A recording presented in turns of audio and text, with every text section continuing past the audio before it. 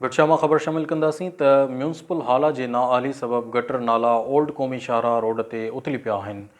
मुसाफ़िर शहरी तोड़े रोज़ेदार सख़्त परेशानियुनि खे मुंहुं ॾेई रहिया आहिनि।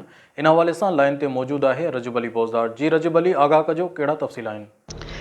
जी बिल्कुल, अव्हांखे इहो ॿुधाईंदो हलां त सिंध जे इल्मी व अदबी शहर हाला में गटर नाला उबता वहण लॻा ऐं अवाम परेशानी में मुब्तला आहे। तालका म्यूनसिपल हाला जी नाअहली सबब गटर नाला ओल्ड क़ौमी शाहराह रोड ते उथली पिया आहिनि। शहरी मुसाफ़िर तोड़े रोज़ेदार सख़्त परेशानियुनि खे मुंहुं ॾियण ते मजबूर आहिनि।